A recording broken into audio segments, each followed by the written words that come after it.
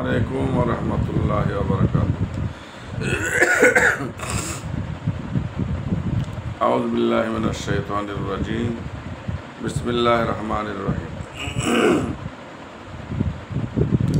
আলহামদুলিল্লাহ, সমস্ত তারিফ ও প্রশংসা সেই মহান আল্লাহ তাআলার জন্য। তারপরে আল্লাহ তাআলা যে নবীজির ওসিলায় আমাদেরকে বিশ্বজগতে পাঠিয়েছেন, সে নবীজির উপরে শত কোটি দরুদ ও সালাম বর্ষিত হোক।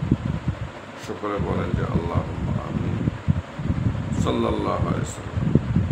অন্যান্য নবী আলাইহিস সালাম গণেরা আমাদের নবীজির উম্মত হজরত দোয়া করেছিলেন। আমরা দোয়া না করলেও তিনি যে আমাদেরকে মেহেরবানি করে এই নবীজির উম্মত করে পাঠিয়েছেন, সেজন্য আল্লাহর কাছে শুকরিয়া আদায় করে বলেন আলহামদুলিল্লাহ। আমি আজকে হজরতে জন্নুল মিস্তি রহমাতুল্লাহ হুজুরের জীবনে আলোচনা করব। জবরদস্ত আল্লাহর জগৎ বিখ্যাত আল্লাহ।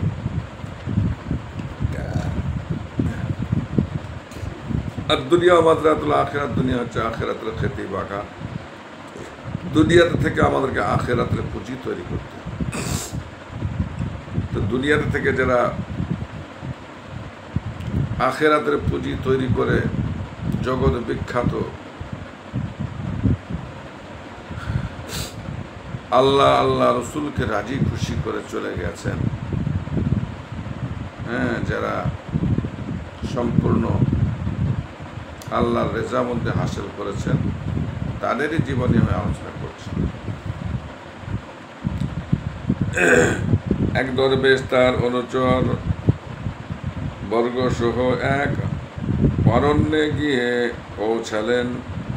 আর অরণ্যের মধ্যে বিচরণ করতে করতে তারা একটি ধনভাণ্ডার দেখতে পেলেন। রাশি রাশি সোনা আর রূপা স্তূপীকৃত ছিল সেখানে। বিপুল এ ধরনা ধনরাশি দেখে অনুচর বর্গের আনন্দের সীমা রইল না। তারা ঝাঁপিয়ে পড়লেন তার উপর, আর যা কিছু ছিল সব নিজেদের মধ্যে ভাগ বাটোয়ারা করে নিলেন। কিন্তু দরবেশ কি করলেন? ধনাগারের দুয়ারে তিনি একটি কাঠের ফলক দেখতে পান। তাতে লেখা ছিল আল্লাহর পবিত্র নাম।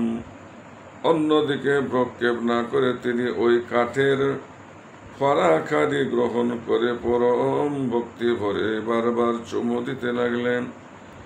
ওই রাতে তিনি স্বপ্নে দেখলেন স্বয়ং আল্লাহ বলছেন, আপনার অনুগামীরা সোনা রূপার দিকে আকৃষ্ট হলো, কিন্তু আপনি ওসব লক্ষ্য না করে আমার নামাঙ্কিত কাঠের ফলককে মহামূল্যবান মনে করলেন। অতএব আমি খুব খুশি। এর পুরস্কার স্বরূপ আমিও আপনার জ্ঞান বিদ্যার দরজা খুলে দিলাম। স্বয়ং আল্লাহর আশীর্বাদে ধন্য এই মহাতাপসের নাম হযরত জন্নুল মিসরি রাহমাতুল্লাহ আলাইহি। মিশরের সাধক তিনি ছিলেন।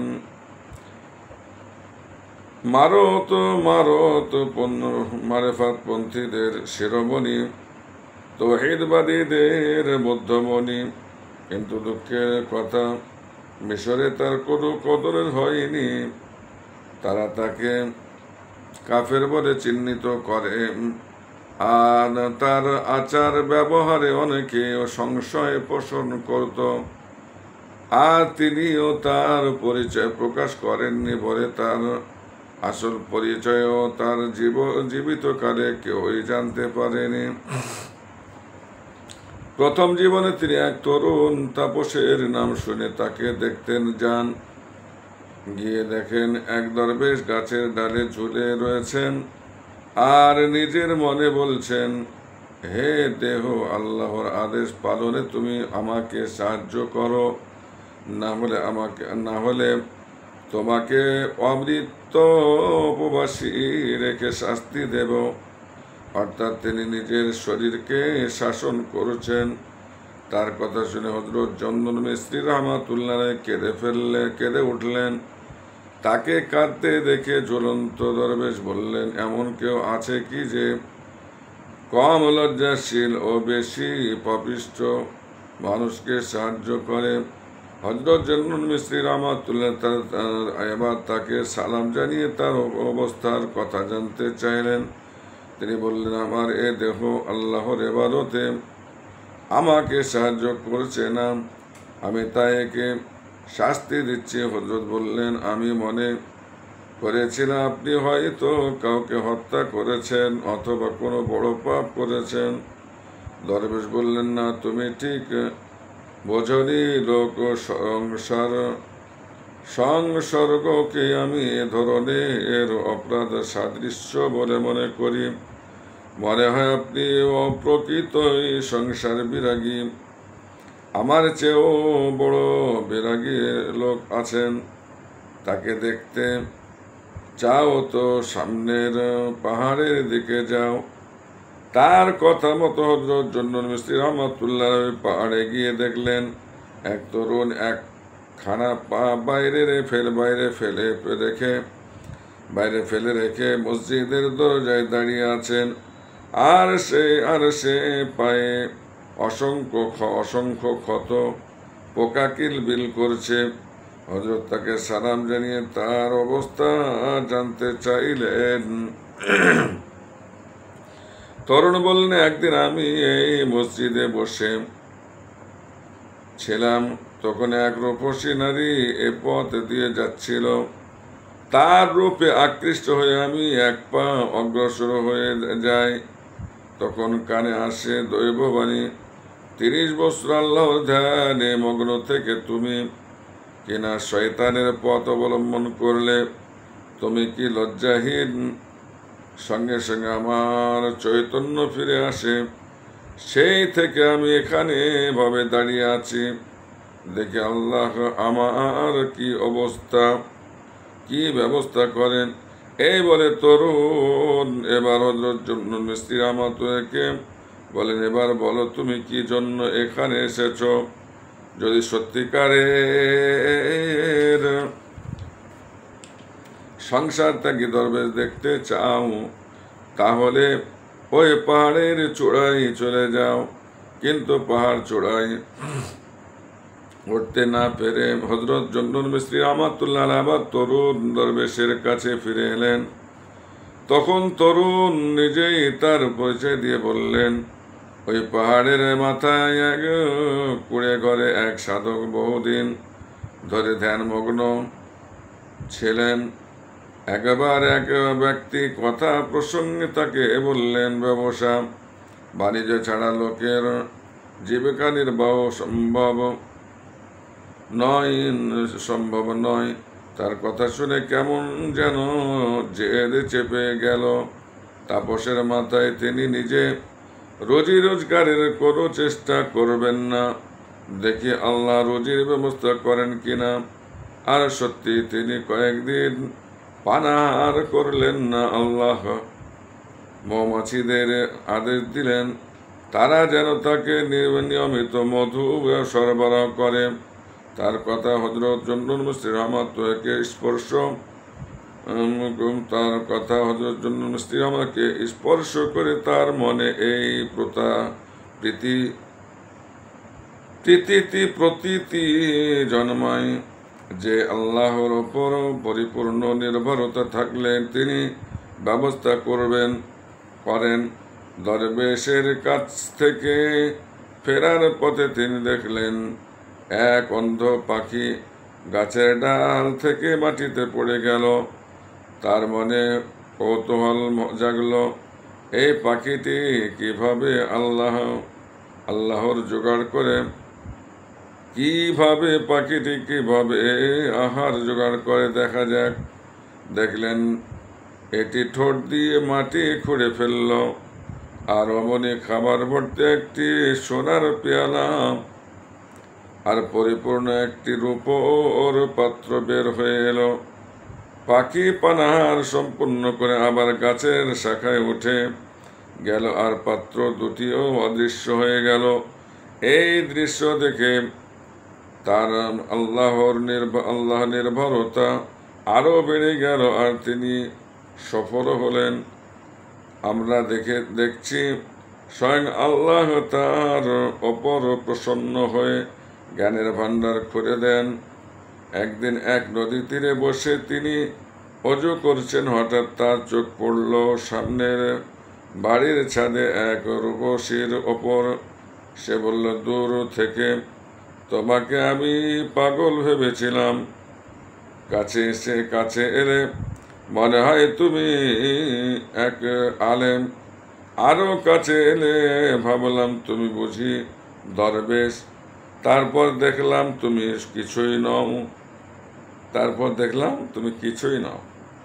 হযরত জুন্নুন মিসরি রাহমাতুল্লাহ আলাইহি বললেন, কি করে বুঝলে? সুন্দরী বললেন, তুমি পাগল হলে ওযু করতে না, আলেম হলে পরনারীর দিকে চাইতে না, আর দরবেশ হলে আল্লাহ ছাড়া অন্য কিছুর দিকে তুমি তাকাতেই পারতে না। এই কথা বলে মহিলা অদৃশ্য হয়ে গেল। তখন তিনি বুঝলেন আল্লাহর তরফ থেকে তাকে সতর্ক করে দেওয়া হলো। একবার তিনি চলেছেন নৌকা যোগে, আরো অনেক যাত্রী ছিল নৌকায়। ছিলেন এক মুক্তা ব্যবসায়ী। হঠাৎ কি করে যেন তার একটি মুক্তা হারিয়ে গেল।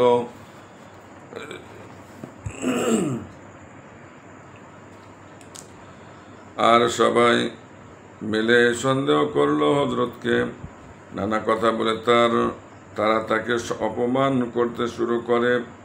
শেষে সহ করতে না পেরে তিনি আল্লাহ দরবারে মোনাজাত করলেন, আল্লাহ গো, আপনি নিশ্চয়ই জানেন আমি চোর নই, অতএব আপনি আমার সম্মান রক্ষা করুন। আল্লাহ তার আকুল প্রার্থনায় সাড়া দিলেন।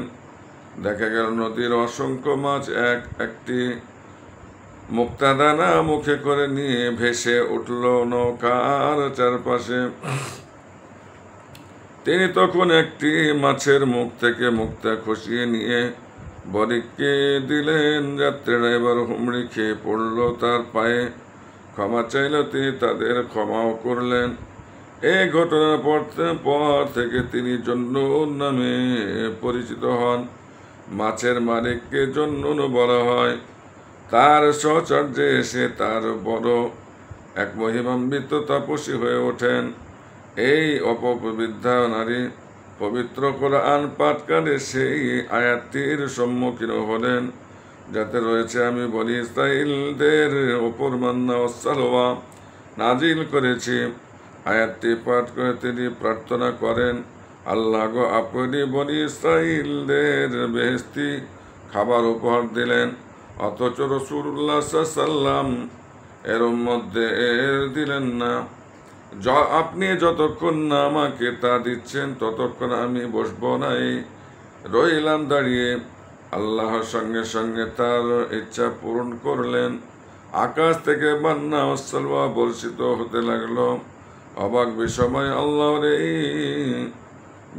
আল্লাহর এই অপরিপ্রিয় সেবিকা আল্লাহর প্রেমে কি বিভোর হয়ে লোকালয়ে ছেড়ে চলে গেলেন। তারপর থেকে তার আর কোনো খোঁজ পাওয়া যায়নি। একবার হযরত জুন্নুন মিসরি রাহমাতুল্লাহ এক পাহাড়ের মাথায় প্রচুর কুষ্ঠ রোগী দেখতে পেলেন। জানা গেল এখানে এক কুটিরে এক দরবেশ থাকেন। বছরে মাত্র একবার ঘর থেকে বেরিয়ে এসে রোগীদের শরীরে ফু দেন, আর তারা রোগমুক্ত হয়। তিনি আবার চলে যান তার কুড়ে ঘরে। বর্তমানে তার ঘর থেকে বেরিয়ে আসার সময় হয়েছে। রোগীরা তার অপেক্ষায় রয়েছে। নির্দিষ্ট দিনে তিনি সত্যি বেরিয়ে এলেন। জীর্ণ আর দুর্বল শরীর, চোখ দুটি ঢুকে গেছে ভিতরে। কিন্তু হযরত জুন্নুন মিসরি রাহমাতুল্লাহ বুঝতে পারলেন তার বহির্গমনের প্রভাবে সমগ্র পর্বত যেন কম্পমান। ঘর থেকে বেরিয়ে এসে তিনি একবার স্নেহ দৃষ্টি মেলে দিলেন রোগ ক্লিষ্ট লোকগুলোর দিকে। তারপর আকাশের দিকে তাকালেন, পরে তাদের শরীরে ফু দিলেন। আর দেখতে দেখতে সব রোগী সম্পূর্ণ ভালো হয়ে গেল। এবার তিনি এবার তিনি ঘরে ঢুকলেন। হঠাৎ কাপড়ে পড়ল টান। তিনি হযরত জুন্নুন মিসরি রহমাতুল্লাহকে দেখতে পেলেন। জুন্নুন রহমাতুল্লাহ বললেন,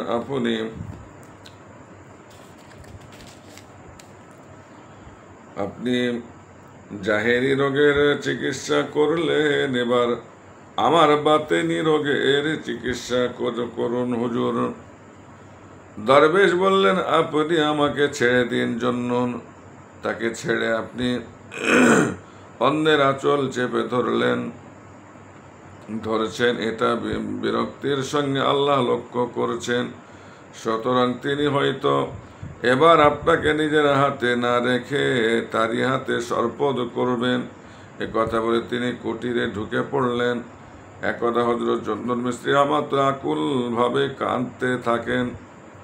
তার কারণ তিনি এক রাতে সিজদাবরত অবস্থায় ঘুমিয়ে পড়েন আর স্বপ্নে দেখেন আল্লাহ বলছেন তিনি এই সৃষ্টি জগৎকে 10 ভাগে ভাগ করেন। তার 9 ভাগে দুনিয়ার প্রতি আসক্তি দেখান। মাত্র 1 ভাগ কোনো আকর্ষণ অনুভব করল না। এই 1 ভাগকে আবার 10 ভাগ করা হলো আর তাদের সামনে রাখা হলো জান্নাত। সেখানেও 9 ভাগী জান্নাতের প্রতি আকৃষ্ট হলো। শুধু 1 ভাগ রইল নির্বিকার। তিনি তখন তাদের সামনে জাহান্নামকে উপস্থাপন করলেন, কিন্তু তখনও তারা নির্বিকার। সামান্যতম ভয়ও তাদের স্পর্শ করল না।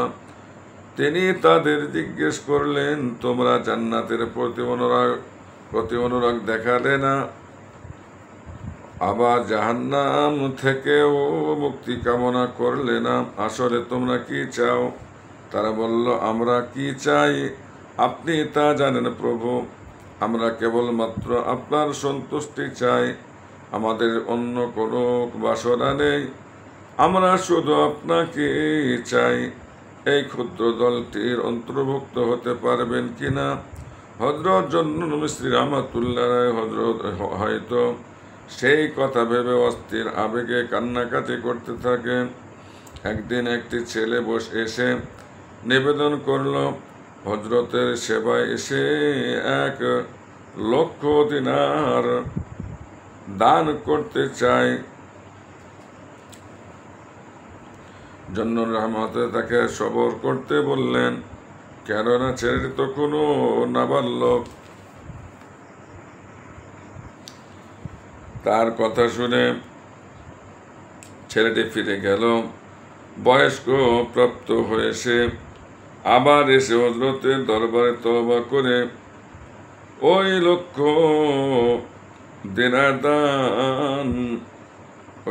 দিনার দান করে। কিছুদিন পরে ছেলেটি আবার তাদের কাছে এসে দেখতে পেল তারা সবাই অভাবগ্রস্ত, অর্থের প্রয়োজন, অথচ তারা করপদক শূন্য। তখন সে হযরত জুন্নুন মিসরি রহমাতুল্লাহ আলাইহির কাছে গিয়ে আফসোস করে বলল, আমার কাছে যদি আরো 1 লক্ষ দিনার থাকতো তাহলে আমি তাও দিয়ে দিতাম। তার কথা শুনে হযরত বুঝলেন ছেলেটি দরবেশ জীবনের গুরুত্ব এখনো অনুধাবন করতে পারেনি। তার মনে এখনো অর্থ ভাবনা বেশ সক্রিয়। এ বিষয়ে তাকে একটু শিক্ষা দেওয়া উচিত। তিনি 3 দিরহাম মূল্যের কিছু জিনিস কিনে আনার জন্য তাকে এক আতর বিক্রেতার কাছে পাঠালেন। ছেলেটি যা কিনে আনলো তা গুঁড়া করে 3টি গুলি পাকিয়ে সূচ বিদ্ধ করে আনতে বললেন। সে তাই করল। এবার হযরত জুন্নুন মিসরি রহমাতুল্লাহ গুলি 3টির ওপর ফু দিলেন। সঙ্গে সঙ্গে সেগুলি মূল্যবান মণিতে পরিণত হলো। তিনি সেগুলোর দাম যাচাই করবার জন্য তাকে জহরির কাছে পাঠালেন। কিন্তু বিক্রি করতে বারণ করলেন। নির্দেশ মতো মণিগুলো জোহরীকে দেখালে তারা প্রতিটির জন্য 1,00,000 দিনার মূল্য ধার্য করল। তখন তিনি ছেলেটিকে বললেন, দেখলে তো দরবেশগণ অর্থের প্রত্যাশী নন, বরং তারা স্বেচ্ছায় দরিদ্র বরণ করেন। ছেলেটির চৈতন্যোদয় হতে দেরি হলো না, আর সে আল্লাহর কাছে তওবা করল, আর তার মন থেকে অর্থের মোহ মুছে গেল চিরদিনের জন্য। হযরত জুন্নুন মিসরি রাহমাতুল্লাহ বলেছেন, তিনি অসংখ্য লোককে আল্লাহর পথে ডাক দিয়েছেন, কিন্তু সাড়া পেয়েছেন মাত্র একজনের কাছ থেকে। সে এক রাজকুমার। একদিন মসজিদের পাশ দিয়ে সে কোথাও যেন যাচ্ছিল। হযরত জুন্নুন মিসরি রাহমাতুল্লাহ তখন উপস্থিত শ্রোতাদের বলছিলেন যে দুর্বল সবলের বিরুদ্ধে দ্বন্দ্বে লিপ্ত হয়, তার চেয়ে নির্বোধ আর কে আছে। কথাটা কানে গিয়েছিল রাজপুত্রের। সে হযরতের কথার মর্ম জানতে চাইল। তিনি বললেন, দেখো মানুষ কত দুর্বল, আর তার তুলনায় আল্লাহ কত লক্ষ কোটি গুণ সবল। তবুও দুর্বল মানুষ মহাশক্তিধর আল্লাহর বিরোধিতা করে। এর চেয়ে নির্বুদ্ধিতার প্রমাণ আর কি আছে? রাজপুত্রের মুখখানি মলিন হয়ে গেল। একটা কথাও সে বলল না, নীরবে চলে গেল। পরদিন এসে সে হযরত জুন্নুন মিসরি রাহমাতুল্লাহকে জিজ্ঞেস করলো, আল্লাহর দিদার লাভের উপায় কি? হযরত বললেন, দুটি উপায় আছে, একটি ছোট, অন্যটি বড়। সে যদি ছোট উপায় অবলম্বন করতে চায়, তাহলে তাকে পাপ কাজ ছেড়ে দিতে হবে, দুনিয়ার কথা ভুলে যেতে হবে, পরিহার করতে হবে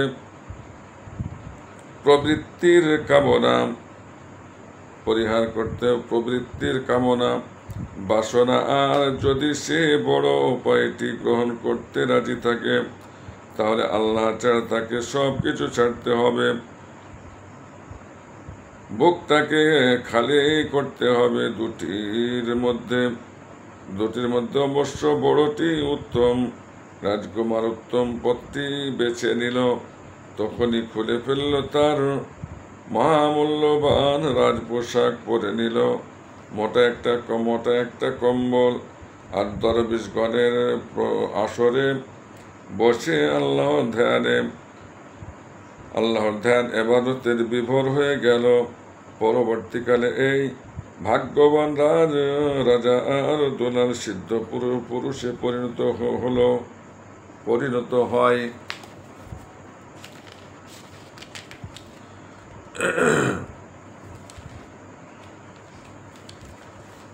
হযরত জুন্নুন মিসরি রাহমাতুল্লাহ বলেন, যার বস্তু আল্লাহর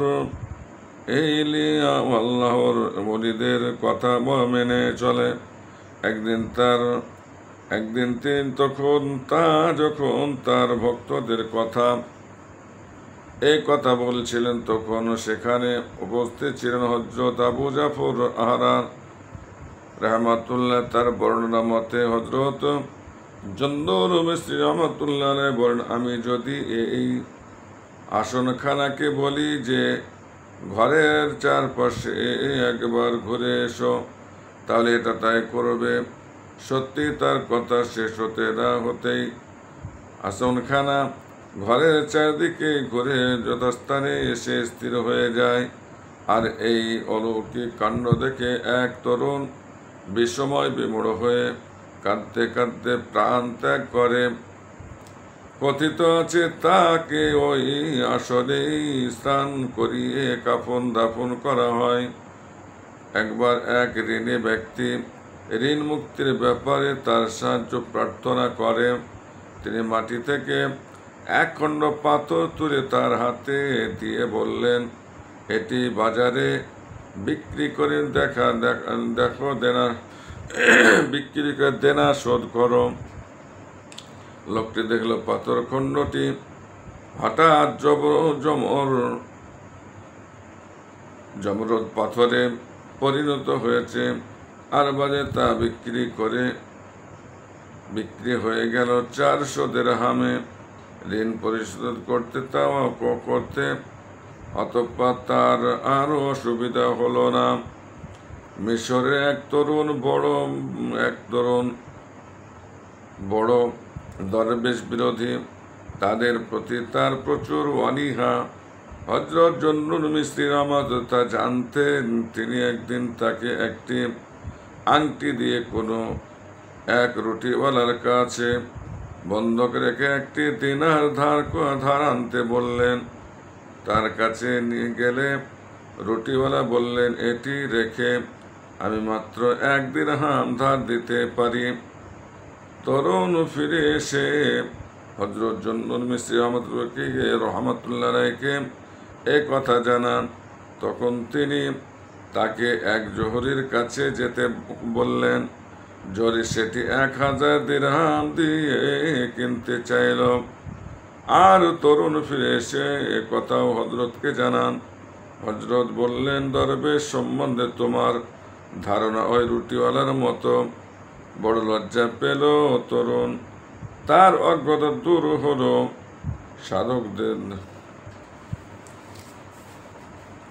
সাধকদেরও স্বাদ থাকে, কিন্তু প্রবল সংযমের সাহায্যে তারা তা অবদমিত করেন, মানে মনকে নফসের সঙ্গে জিহাদ করে দমিয়ে রাখে।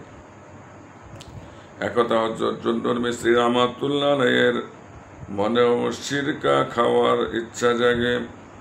তিনি তা দমিয়ে রাখেন দীর্ঘ 10 বছর, কিন্তু এক ঈদের রাতে আর পেরে উঠলেন না।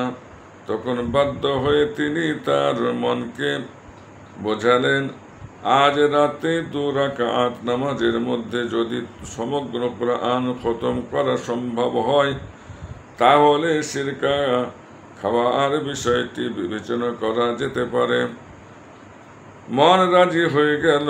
শর্ত মতো নামাজ শেষ করে তিনি যখন সিরকার পেয়ালা ঠোঁটের কাছে তুলে ধরলেন, তখন তার ভিতরের মানুষটি বলে উঠল, এভাবে প্রবৃত্তিকে খুশি করা ঠিক নয়। তিনি পেয়ালা নামিয়ে রাখলেন। কিছুক্ষণ পরে এক লোক এক ডেকচি সিরকা এনে হাজির। গরিব দিন মজুর, সে বহুদিন ধরে তার ছেলে মেয়েরা সিরকার বায়না ধরে আসছে, কিন্তু গরিব বলে সে তার আয়োজন করতে পারেনি। এখন ঈদ উপলক্ষে কোনো রকমে সে গত রাতে সিরকা তৈরি করেছে।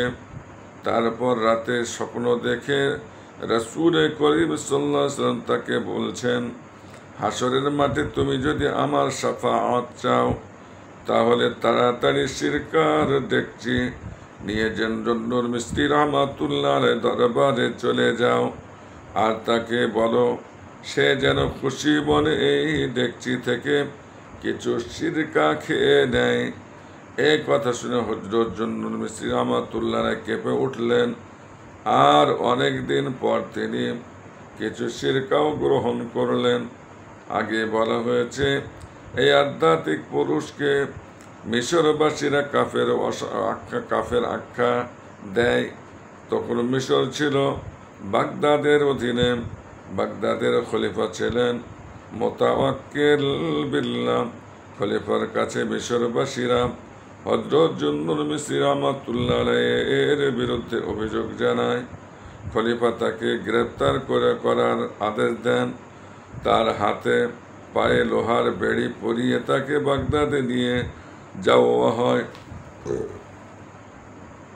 পথে এক বুড়ি তাকে অভয় দিয়ে বললেন, ভয় নেই বাছা, খলিফা আল্লাহর বান্দা। আর এক ভিস্তি পানি পান করিয়ে তার তৃষ্ণা মেটালেন। বিনিময় হযরত চন্দন মিস্ত্রি রহমাতুল্লাহ আলাইহি তাকে একটি মুদ্রা বকশিশ দিতে গেলেন, কিন্তু সে এই বলে তা গ্রহণ করল না যে বন্দির কাছ থেকে অর্থ গ্রহণ করা কাপুরুষতা। খলিফার নির্দেশে হযরত চন্দন মিস্ত্রি রহমাতুল্লাহ আলাইহি এর 40 দিন কারাবাস হয়। ওই সময় হযরত বেশর হাফি রহমাতুল্লাহ আলাইহি এর বোন প্রতিদিন তাকে একটি করে রুটি দিতেন।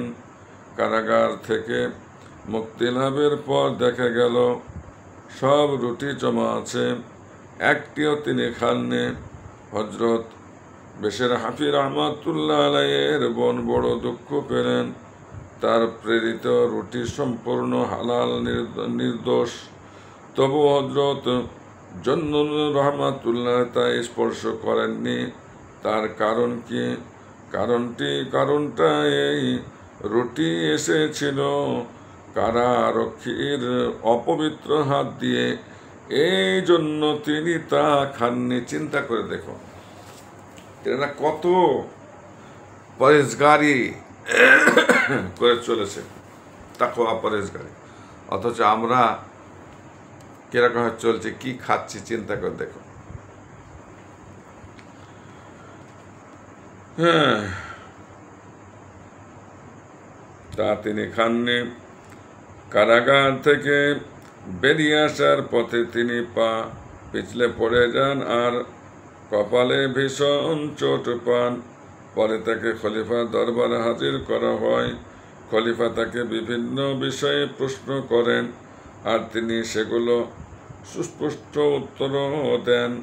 ফলে খলিফা ও তার আমত্তবর্গ অভিভূত হয়ে তার কাছে দীক্ষা গ্রহণ করেন।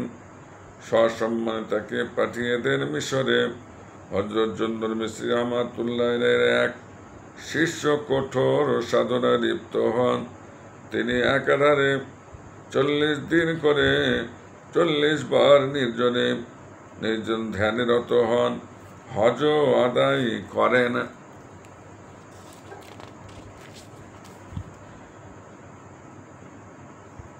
হজ আদায় করেন 40 বার। তাছাড়া একটা 40 বার সারা রাত ইবাদতে মগ্ন ছিলেন। অথচ তিনি একদিন গরুর কাছে দুঃখ প্রকাশ করে বললেন তার সাধনার কোনো ফল ফলল না। আল্লাহ তার সঙ্গে কথা বললেন না, তার দিকে চোখ তুলেও তাকালেন না, বেলায়ত দিলেন না, কোনো গুপ্ত তত্ত্ব তার কাছে প্রকাশিত হলো না। তিনি আরো বললেন, এসব কথা বলে তিনি তার নিজের গুণকীর্তন করছেন তা নয়, বরং তার দীনতা আর কাতরতার কথাই নিবেদন করেছেন মাত্র। আর আল্লাহর নিন্দা করাও তার উদ্দেশ্য নয়। তিনি এখনো কায় মনোবাক্যে আল্লাহর কাছে আত্মনিবেদনে আগ্রহী। এবাদতে তার হৃদয় শিথিল হয়ে আসছে, তাও তিনি বলতে চান না। তবে তার আশঙ্কা হয়তো দিন ফুরিয়ে আসছে। এই ব্যর্থতার মধ্য দিয়ে যদি জীবন শেষ হয়ে যায়, তাহলে তার কি হবে? সারা জীবন শুধু আশা পোষণ করে কেটে গেল। শিষ্যের অভিমানী অনুযোগ শুনে হযরত চন্দন মিস্ত্রি রহমাতুল্লাহ আলাইহি বললেন, আজ রাতে পেট পুরে খাও দাও আর এশার নামাজ আদায় না করে সারা রাত ঘুমাও। তোমার বন্ধু আল্লাহ যখন খুশি মনে দেখা দিলেন না, তখন হয়তো কঠোর রূপেই দেখা দেবেন। গুরুর নির্দেশে তিনি তাই করলেন। এমনকি এশার নামাজ না পড়েই বিছানায় শুয়ে পড়লেন, কিন্তু স্বস্তি পেলেন না। অতএব নামাজ আদায় করলেন, তারপর আবার বিছানায় গেলেন। ওই রাতে তিনি রাসূলুল্লাহ সাল্লাল্লাহু আলাইহি ওয়াসাল্লামকে স্বপ্নে দেখলেন। তিনি বলছেন, তোমার বন্ধু তোমাকে সালাম জানিয়ে বলেছেন, আমার দরবারে এসে যে ধৈর্য ধারণ না করে বিরক্ত হয় সে কাপুরুষ। আল্লাহর ইবাদত বন্দেগীতে ধৈর্য অত্যন্ত জরুরি, তাতে বিরক্ত হওয়া চলে না। আল্লাহ আরও বলেছেন, তোমার 40 বৎসরের আশা পূর্ণ হবে। আল্লাহ তোমার প্রার্থিত বস্তু দান করবেন। তবে ওই ডাকার জন্য মিস্ত্রি রহমাতুল্লাহকে আমার সালাম জানিয়ে বলবে, সে মিথ্যুক, তাকে আমি শহরের বুকে অপমান করে ছাড়ব। তাহলে সে আর আমার প্রেমিক ও শরণাগত দাসদের সঙ্গে বঞ্চনা ও প্রতারণা করবে না। হযরত জন্নুল মিস্রি রহমাতুল্লাহ এর শিষ্য জেগে উঠে কাঁদতে শুরু করলেন, আর মুর্শিদের কাছে গিয়ে স্বপ্নের বৃত্তান্ত খুলে জানা বললেন। হযরত জন্নুল মিস্রি রহমাতুল্লাহ যখন শুনলেন আল্লাহ তাকে সালাম জানিয়ে মিথ্যুক দরবেশ বলেছেন, তখন তার চোখ বেয়ে আসতো আনন্দশ্রু গড়িয়ে পড়ল। এখন প্রশ্ন, হযরত জন্নুল মিস্রি রহমাতুল্লাহ এর মতো একজন সিদ্ধ পুরুষ এশার নামাজ না পড়ে ঘুমিয়ে পড়ার পরামর্শ দিলেন কেন? এমন অসিদ্ধ সিদ্ধান্ত কি করে হয়? এর উত্তর, যিনি প্রকৃত মুর্শিদ তিনি মূলত একজন চিকিৎসকের মতো। চিকিৎসকগণ প্রয়োজনে বিষকে ওষুধ হিসাবে ব্যবহার করেন। হযরত জন্নুল মিস্রি রহমাতুল্লাহ যখন বুঝতে পারলেন ওই অবস্থা কার্যকর হতে পারে, ওই ব্যবস্থা কার্যকর হতে পারে কেবল তখনই তিনি ওই ধরনের বিধান দেন। তিনি অবশ্যই এও জানতেন যে তার শিষ্য নামাজ আদায় না করে পারবেন না। যেমন আল্লাহ নবী হযরত ইব্রাহিম সাল্লামকে তার পুত্র কোরবানি করার নির্দেশ দেন, কিন্তু আল্লাহ জানতেন পুত্র কোরবানি হবে না। ইবাদতের ক্ষেত্রে এমন বহু ঘটনা দেখা যায় আপাত দৃষ্টিতে যা শরীয়ত বিরোধী বলে মনে হয়, কিন্তু সূক্ষ্মভাবে চিন্তা করলে দেখা যাবে তা শরীয়ত সম্মতই বটে। যেমন হযরত ইব্রাহিম আলাইহিসসালামকে প্রথমে পুত্র কোরবানির আদেশ দেওয়া হয়, কিন্তু পরে তা আবার নিষেধ করা হয়। হযরত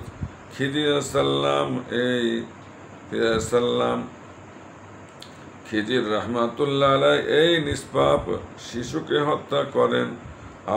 আপাত দৃষ্টিতে তার কোনো কারণ ছিল না, কিন্তু তাও স্বয়ং আল্লাহর ইচ্ছায় সম্পূর্ণ হয়েছে। এক চাষি খুব কষ্ট করে কাবা তওয়াফ করছিল। তা দেখে হযরত জন্নুল মিস্রি রহমাতুল্লাহ তাকে জিজ্ঞেস করেন, তুমি কি আল্লাহর বন্ধু? জি হ্যাঁ। তিনি তোমার কাছে না দূরে কাছেই? তিনি তোমার পক্ষে না বিপক্ষে? পক্ষে। তাহলে তোমার এই দুরবস্থা কেন? তিনি বললেন,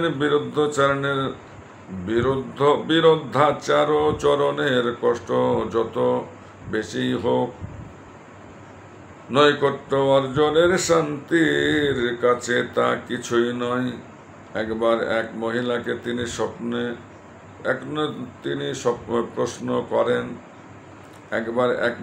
তিনি প্রশ্ন করেন, প্রেমের সীমা কোনখানে? মহিলা উত্তর দেন, প্রেমের কোনো সীমা নেই। কেন নেই? যেহেতু প্রেমাস্পদ অসীম। এক আল্লাহ প্রেমী ব্যক্তি নিজেকে আল্লাহর বন্ধু বলে প্রচার করতেন। অসুস্থ অবস্থায় হযরত জন্নুল মিস্রি রহমাতুল্লাহ তাকে দেখতে গেলেন। কথায় কথায় ওই ব্যক্তি বললেন, আল্লাহর দেওয়া কষ্টকে যে কষ্ট বলে মনে করে সে আল্লাহর বন্ধু নয়। হযরত জন্নুল মিস্রি রহমাতুল্লাহ সুযোগ পেয়ে বললেন, নিজেকে সে যে আল্লাহর বন্ধু বলে প্রচার করে সে কখনো আল্লাহর বন্ধু হতে পারে না। এ কথাই লোকটির চৈতন্যোদয় হয়।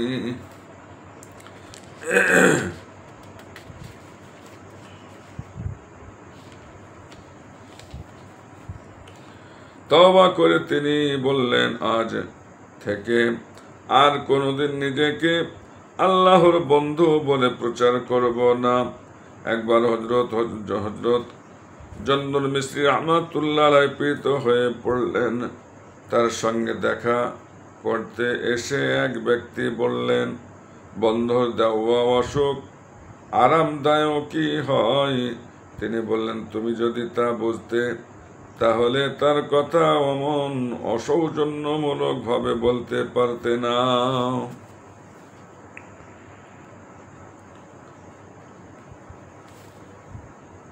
তিনি একবার তার এক বন্ধুকে লেখেন, আল্লাহ আমাদের দুজনকে অজ্ঞতার চাদর দিয়ে ঢেকে পার্থিব বিষয় থেকে অদৃশ্য করে রেখেছেন। আমরা শুধু তার ইচ্ছা অনুযায়ী কাজ করব, আর তিনি আমাদের ওপর খুশি থাকবেন। একবার বিদেশ ভ্রমণকালে তিনি দেখেন এক অগ্নিপূজক বরফে ঢাকা মাঠের ওপর শস্য বীজ বুনছে। কারণ জিজ্ঞেস করলে তিনি বললেন, সারা মাঠ বরফে ঢাকা, পাখিরা শস্য দানা খুঁজে পাচ্ছে না। তারা যাতে খাবার পায় আর তাদের দোয়ার বরকতে আল্লাহ আমার ওপর দয়া বর্ষণ করেন, সেই জন্য এটা করছি। হযরত বললেন, আমি এ ধরনের কাজ পছন্দ করি না। সে বলল, আপনি পছন্দ করুন আর না করুন, এ কাজ আমার জন্য ফলদায়ক। এর কিছুদিন পর হজে গিয়ে তিনি দেখলেন ওই অগ্নি পূজক ধর্মনিষ্ঠ ব্যক্তির মতো কাবা শরীফ তওয়াফ করছে। হযরতকে দেখে তিনি বললেন, দেখলেন তো আমার সেদিনের ছড়ানো বীজগুলো আজ কেমন ফলবান বৃক্ষে পরিণত হয়েছে। আল্লাহ সেদিন আমার কাজ কবুল করে খুশি হয়ে আমাকে এ পবিত্র কাবার পানে আহ্বান করেছেন, আর আমি তা তওয়াফ করার সৌভাগ্য অর্জন করেছি। সুবহানাল্লাহ।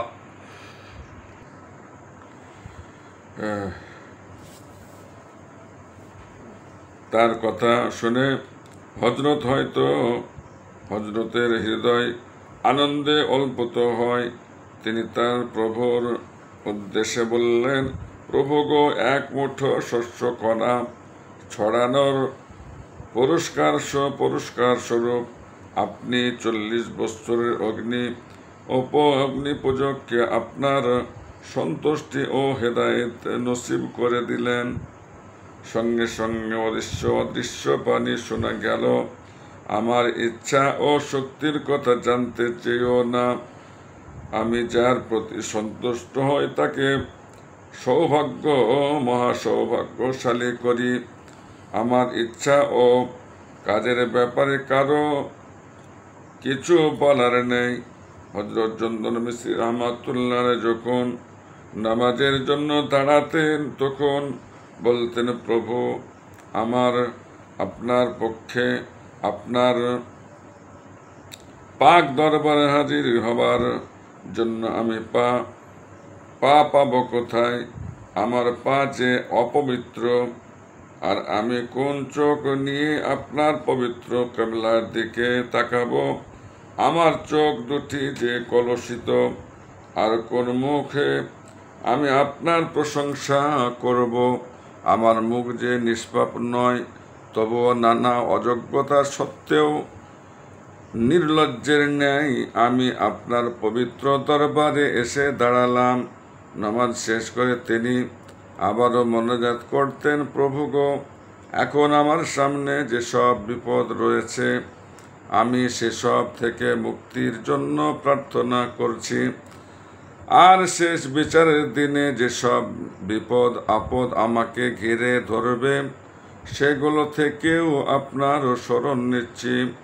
আপনি নিজ গুণে সেদিনের লজ্জাজনক শাস্তি ও বিপদ থেকে আমাকে মুক্তি দেবেন। হযরত জুনদুল মিসরি রাহমাতুল্লাহ আলাইহি এর অমূল্য উপদেশ, 1 নম্বর চোখের পর্দায় সেরা পর্দা, শরীয়ত বিরোধী কাজের প্রতি দৃষ্টি নিক্ষেপে মানুষকে বাধা দেয়। 2 খাদ্যপূর্ণ উদরে কখনো জ্ঞান ও বুদ্ধির ঠাঁই হয় না। তার মানে পেট ভরে খেলে জ্ঞান ও বুদ্ধির ঠাঁই হয় না, তাই বলছে। 3 যে তওবার পর মানুষ পুনরায় পাপ কাজে লিপ্ত হয়, সে তওবা মিথ্যা। 4 পরেশগারী রূপ ধ্যানে যার অন্তর পূর্ণ, তিনি বড় ধনবান। 5 অল্প আহারে স্বাস্থ্যের উন্নতি, আর অল্প পাপে আত্মার অবনসাদিত হয়। 6 বিপদে ধৈর্য ধারণ করা খুব বড় কথা নয়, বরং বিপন্ন অবস্থায় সন্তুষ্ট থাকায় হলো বাহাদুরি। 7 যার মনে আল্লাহ ভীতি বিদ্যমান, সে সৎ পথ লাভ করে। তার বিপরীত ব্যক্তি পথভ্রষ্ট। আর সাধকের সাধনাকে যারা ভীতির চোখে দেখে, তাদের ওপর আল্লাহর গজব পতিত হয়। আর 6টি কাজ মানুষের সর্বনাশের কারণ: ক সৎ কাজ না করা, খ শয়তানের অনুগত হওয়া, গ মৃত্যুকে নিকটবর্তী না করা, ঘ আল্লাহর খুশির দিকে লক্ষ্য না রেখে মানুষকে খুশি করার চেষ্টা করা, প্রবৃত্তির তাড়নায় নবীর নীতি বর্জন করা, ও জ্ঞানী সাধকগণের দোষ ত্রুটিকে বড় করে দেখা। 9 মারেফাত হাসিল করার জন্য আল্লাহর সঙ্গে সেই বন্ধুত্ব স্থাপন করতে হবে যে বন্ধুত্ব স্থাপন করেছিলেন হযরত সিদ্দিক আকবর রাদিয়াল্লাহু তাআলা আনহু।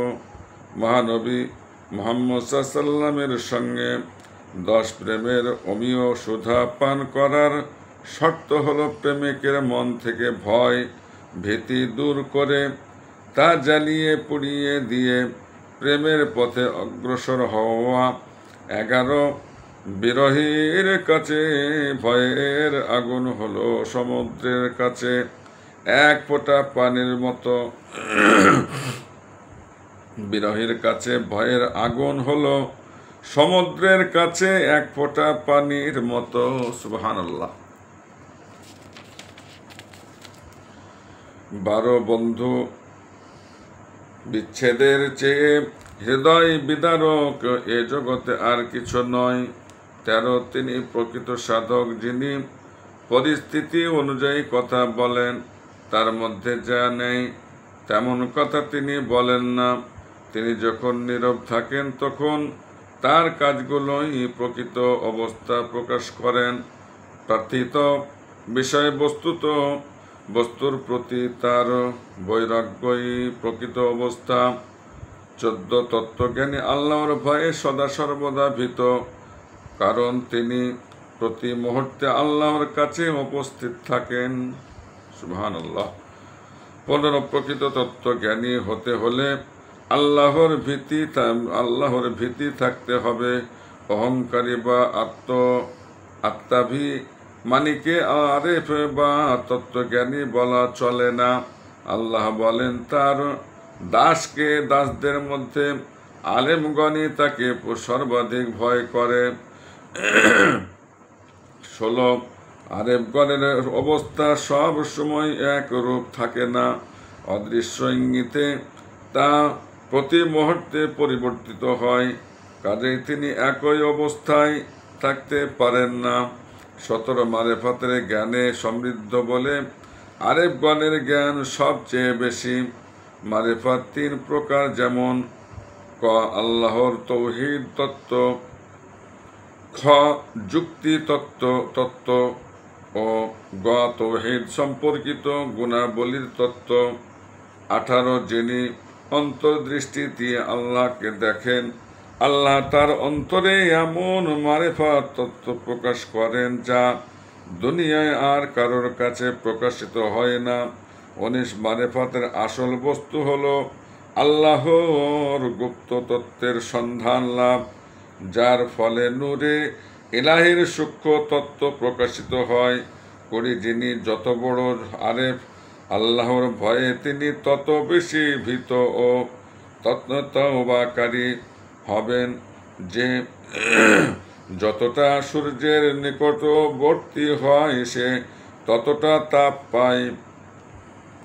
প্রকৃত আরেফ যিনি, তিনি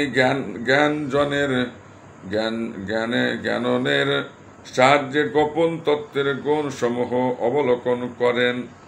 আরেফ আল্লাহর নিকটে এমনকি তার সঙ্গে মিলিত থাকেন। তার পরিবর্তন যেন আল্লাহরই পরিবর্তন, আল্লাহর কথায় তার মুখ দিয়ে বের হয়। তার চোখ আল্লাহরই চোখ। রাসূলুল্লাহ সাল্লাল্লাহু আলাইহি ওয়াসাল্লাম বলেন, আল্লাহ বলেছেন, আমি যখন আমার দাসকে ভালোবাসি তখন প্রভু হওয়া সত্ত্বেও আমি তার কান হয়ে যাই, সে তখন তা দিয়ে শোনে। আমি তার চোখ হয়ে যাই, সে তা দিয়ে দেখে। আমি তার জিভ হয়ে যায়, সে তা দিয়ে কথা বলে। আমি তার হাত হয়ে যায়, সে তা দিয়ে ধারণ করে। 21 জাহেদ ও নির্লোভ ব্যক্তি আখিরাতে এর বাদশাহ, আর আরেফ হলো জাহেদগণের বাদশাহ। 22 অসুস্থ হৃদয়ের 4টি লক্ষণ যথা: ক সে এবাদতে স্বাদ পায় না, এবাদতে স্বাদ পাওয়া দরকার। আল্লাহ গো আল্লাহ। খ তার মনে আল্লাহর ভয় থাকে না। গ পার্থিব কার্যকলাপ থেকে উপদেশ গ্রহণ করে না। ঘ জ্ঞানের কথা শুনেও তার চর্চা করে না। 23 বিদ্যা চর্চা করাই বিদ্যার মূল উদ্দেশ্য, আর চর্চার সঙ্গে ইখলাস এবং প্রেমের সাথে সততা অটুট থাকা খুবই জরুরি। 24 তওবা দুরকমের। ক আমিত্ব ত্যাগের উদ্দেশ্যে তওবা করা, এবং খ আল্লাহর দরবারে লজ্জাবশত তওবা করা। 25 প্রতিটি অঙ্গ প্রত্যঙ্গের জন্য তওবা রয়েছে, যেমন অবৈধ চিন্তা ত্যাগ করা মনের তওবা। খ অশ্রব্য কথা বলা থেকে বিরত থাকা কানের তওবা। গ অবৈধ বস্তু গ্রহণ থেকে বিরত থাকা হাতের তওবা। ঘ নিষিদ্ধ পথে গমন করা থেকে বিরত থাকা পায়ের তওবা। ব্যভিচার থেকে বিরত থাকা হলো গুপ্তাঙ্গের তওবা।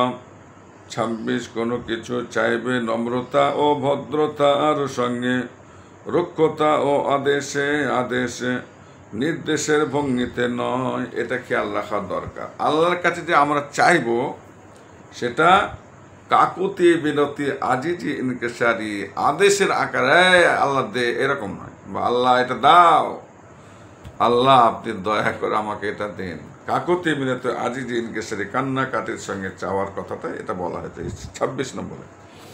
27 অন্যায় করা মাত্র আল্লাহর শাস্তির ভয় মনে জেগে ওঠাই হলো লজ্জার লক্ষণ। 28 প্রকাশ্যে গুনাহ ও অবাধ্যতা প্রকাশ করা, গোপনে অন্যায় কাজ থেকে বেঁচে থাকা ও সর্বদা আল্লাহর ভয় মনে রাখাই হলো ধর্মভীরতার লক্ষণ। ধর্মভীরুগণ সর্বদা মনে করেন যে আল্লাহ আমাদের সকল কাজ দেখেন এবং আমরা তার চোখের সামনেই আছি। 29 পবিত্র ও উত্তম বস্তু আল্লাহর পথে ব্যয় করবে। আল্লাহ যে বস্তুকে মহান ও শ্রেষ্ঠ করেছেন তাকে মহান বলে জানবে। আর তুমি যে আল্লাহর পথে ব্যয় করতে সক্ষম হলে সেও আল্লাহর এক বিরাট দান বলে গণ্য করবে। আর যে বস্তু আল্লাহর কাছে অপ্রিয়তা থেকে দূরে থাকবে, 30 বিষয়ী লোকদের সংসর্গ থেকে দূরে থাকা আর আল্লাহ প্রেমীদের সঙ্গে বন্ধুত্ব রাখা আল্লাহর সঙ্গে প্রেম করারই শামিল, যেহেতু তারা আল্লাহর প্রেমিক। 31 আল্লাহ প্রেমিকগণ প্রেম রসে ডুবে গিয়ে যে কথা বলেন তা যেন জান্নাতি আলোর বাক্য, আর তারা ভীতি সবিহবল হয়ে যে বলেন তা যেন জাহান্নামেরই অগ্নিয় বাণী। 32 চিন্তা ভাবনা ও ধ্যান জ্ঞান এবাদতের চাবি। চিন্তা ভাবনা ও ধ্যান এবাদতের চাবি। আর রিপুর কামনার বিরোধিতা করা দিদারে ইলাহির দর্পণ স্বরূপ। যিনি মনে প্রাণে ধ্যানে লিপ্ত হন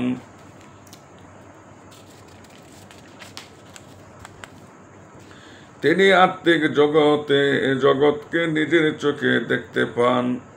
33 কঠিন বিপদ ও দুঃখ কষ্টের মধ্যেও বন্ধুত্ব অক্ষুণ্ণ রাখার নাম হলো সন্তোষ। 34 যে আল্লাহর ইচ্ছা ও নিজের ভাগ্যের ওপর বিশ্বাসী ও সন্তুষ্ট সেই প্রবৃত্তি বা রিপুকে চিনতে পেরেছে। চোখ দিয়ে দেখার সঙ্গে জ্ঞানের সম্পর্ক এবং অন্তর্দৃষ্টি দিয়ে অবলোকনের সঙ্গে বিশ্বাসের লক্ষণ হলো 3টি, যেমন প্রত্যেক বস্তুতে আল্লাহর নিদর্শন দেখা, 2 প্রতিটি কাজে আল্লাহর দিকে ফেরা, 3 ও প্রতিটি কাজে আল্লাহকে ডাকা। বিশ্বাস বাসনাকে দমিয়ে রাখে, বাসনার স্বল্পতা জহদ ডেকে আনে, জহদ প্রতিষ্ঠিত করে মারেফাতকে আর মারেফাত দ্বারা আখেরাতে ফল ও ফসল পয়দা হয়। 35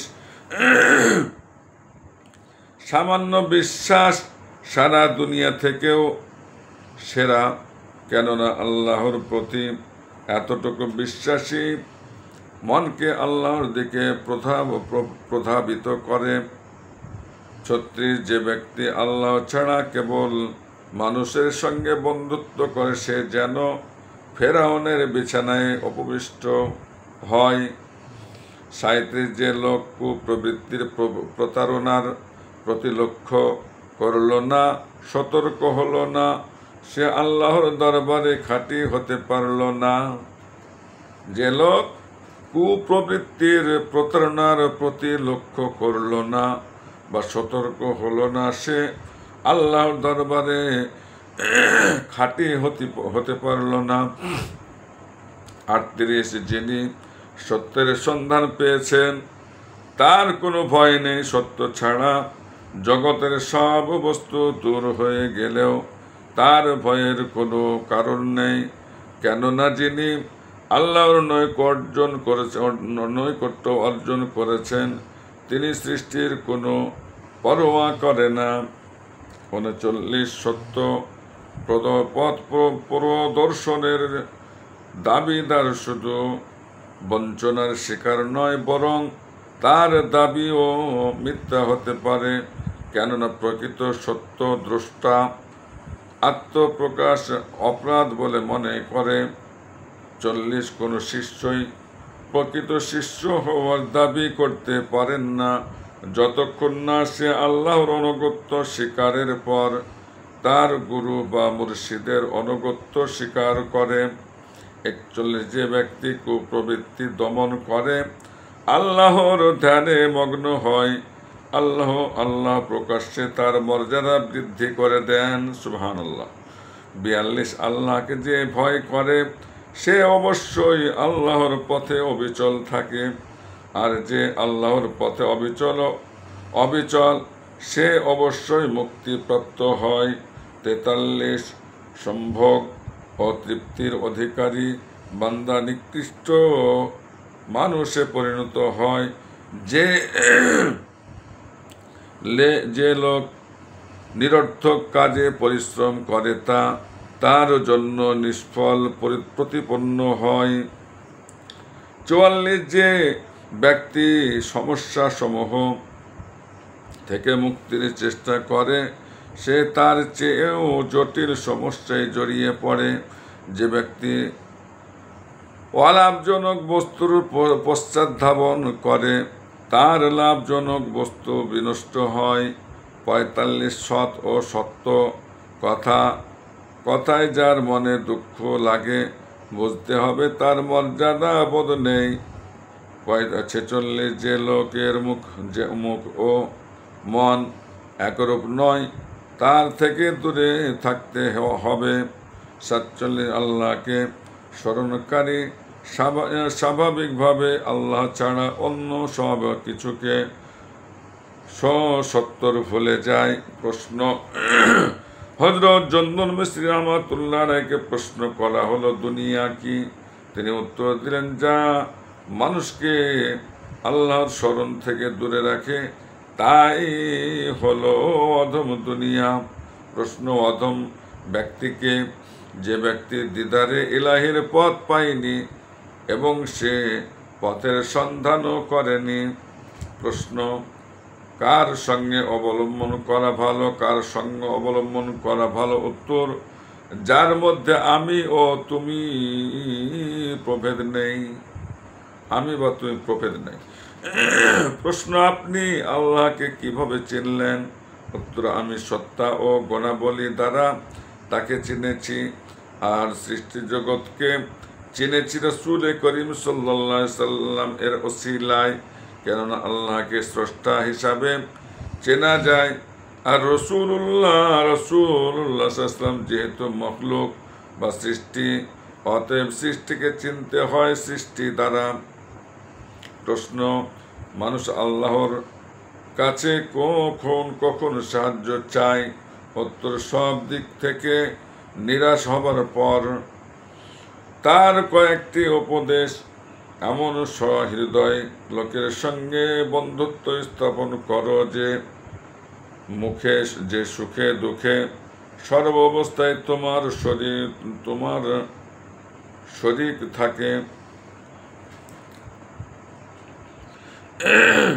এমন সহৃদয় লোকের সঙ্গে বন্ধুত্ব স্থাপন করো যে সুখে দুঃখে সর্ব অবস্থায় তোমার শরীক থাকে, এমনকি তুমি তার সাথে বিপরীত ভাব দেখালেও সে তোমার সাথে তা দেখায় না। যতক্ষণ না মানুষের মধ্যে 5টি বস্তু দেখা যায় ততক্ষণ সে জান্নাতে দাবি করতে পারে না। যেমন সৎপথে বলো অবিচল থাকা, জ্ঞান পরিচালনার দ্বারা কর্মপন্থা স্থির করা, প্রকাশ্যে গোপনে উভয় অবস্থায় আল্লাহর ধ্যান করা, মৃত্যুর কথা স্মরণে রেখে পরকালের সম্বল অর্জনে ব্রতী হওয়া, রোজ কিয়ামত আসার আগেই নিজের আমলের হিসাব নিকাশ করা।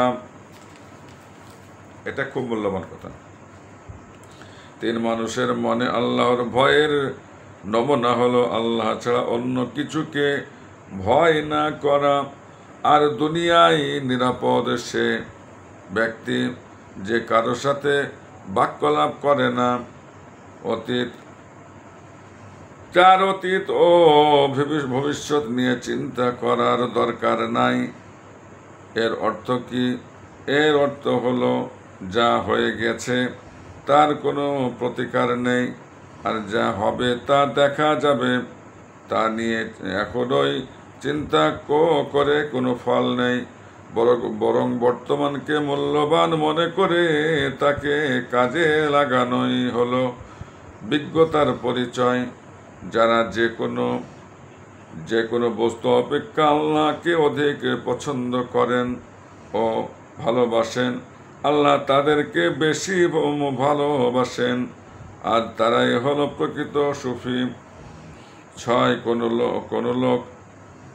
কোনো এক লোক বললেন, হুজুর, আমি আপনাকে বন্ধুরূপে গ্রহণ করেছি। তিনি বললেন, যদি আল্লাহকে চিনে থাকো তোমার জন্য তিনি শ্রেষ্ঠ বন্ধু।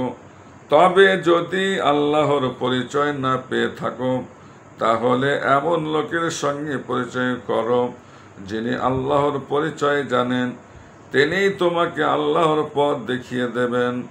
অবশেষে একদিন চিরাচরিত বিধান অনুযায়ী তার জীবনের অন্তিম মুহূর্ত ঘনিয়ে এলো। তাকে জিজ্ঞেস করা হলো, আপনার মনের ইচ্ছা কি? তিনি বললেন, ক্ষণিকের জন্য হলেও আমার প্রভুকে জেনে নেওয়া। অতঃপর তিনি একটি প্রেমের গান আবৃত্তি করলেন। প্রভু গো, আপনার ভয় আমাকে রোগা করেছে, আপনাকে দেখার ইচ্ছা আমাকে জীবিত রেখেছে, আপনার প্রেম বাসনা আমাকে দুর্বল করেছে। প্রভু আমার, মূলত আপনি আপনার করুণা ও জ্ঞান দ্বারা আমাকে জীবিত রেখেছেন। এর অল্প দিন পরই তিনি রোগ অবযন্ত্রণায় অস্থির হয়ে পড়েন। এ সময় তার শিয়রে উপস্থিত ছিলেন ইউসুফ ইবনে হুসাইন নামে এক ব্যক্তি। তিনি কিছু জানতে চাইলে হযরত জুন্নুন মিসরি রাহমাতুল্লাহ শেষবারের মতো বললেন, এখন আমি আল্লাহর অনুগ্রহে আত্মবিস্মিত হয়ে আছি, তুমি আমাকে অন্যদিকে নেবার চেষ্টা করো না। এই তার শেষ কথা। এটি বলার পরে তিনি শেষ নিঃশ্বাস ত্যাগ করলেন। ইন্না লিল্লাহি ওয়া ইন্না ইলাইহি রাজিউন। শোনা যায় তার ওফাতের রাতে ও 70 জন ওলি স্বপ্ন যোগে দেখেন রাসূল করিম সাল্লাল্লাহু আলাইহি ওয়াসাল্লাম এসে বলছেন, আল্লাহর বন্ধু জুন্নুন মিসরি মহাযাত্রার পথে তাকে স্বাগত জানাতে উপস্থিত হয়েছে। মৃত্যুর পর দেখা যায় তার পেশানিতে লেখা আছে, ইনি আল্লাহর বন্ধু, আল্লাহর প্রেমেই মৃত্যু বরণ করলেন। ইনি শাহাদাত প্রাপ্ত, আল্লাহর তরবারিতে শাহাদাত লাভ করেছেন। তার পবিত্র লাশ যখন কবরস্থানের দিকে নিয়ে যাওয়া হচ্ছে তখন প্রচণ্ড রোদের তাপ শোনা যায়। তখন নাকি অসংখ্য পাখি মাথার ওপর পাখা বিস্তার করে তার মরদেহ ছায়াচ্ছন্ন করে রাখে। মরদেহ বহনের পথে এক মুয়াজ্জিন আজান দিচ্ছিলেন। তিনি যখন বললেন, আশহাদু আল্লা ইলাহা ইল্লাল্লাহু ওয়া আশহাদু আন্না মুহাম্মাদার রাসূলুল্লাহ সাল্লাল্লাহু আলাইহি ওয়াসাল্লাম, তখন ওই মৃতদেহ শাহাদাত আঙ্গুল উঠিয়ে আল্লাহর একত্ব ও রসুলে করিমের রেসালতের সাক্ষ্য প্রদান করেন। তা দেখে সবাই কেঁদে উঠল, বলতে লাগলো, তিনি মারা যাননি, জীবিত আছেন। তারপর লাশ রেখে দেওয়া হলো মাটির ওপর। বহুক্ষণ অতিক্রান্ত হলো, কিন্তু জীবনের কোনো লক্ষণ দেখা গেল না। আর এই ঊর্ধ্বেথিত ও শাহাদাত আঙ্গুলটিকে বহু চেষ্টা করেও নামানো গেল না। অবশেষে এভাবেই তাকে দাফন করা হয়। যারা তার প্রতি বিরূপ ধারণা খারাপ ধারণা পোষণ করত, তারা এই দৃশ্য প্রত্যক্ষ করে খুব লজ্জা অনুভব করল। মিশরের এই মহান সন্তান মানুষের মর্যাদা চির উন্নত করে চলে গেলেন চিরদিনের মতো। ইন্না লিল্লাহি, মর্যাদা চির উন্নত করে চলে গেলেন। আমা আলাইনা ইল্লাল বালাগ। আসসালামু আলাইকুম ওয়া রাহমাতুল্লাহি ওয়া বারাকাতুহু। আমার জন্য আপনারা দোয়া করবেন, আমিও আপনাদের দোয়া চাই। আসসালামু আলাইকুম ওয়া রাহমাতুল্লাহি ওয়া বারাকাতুহু।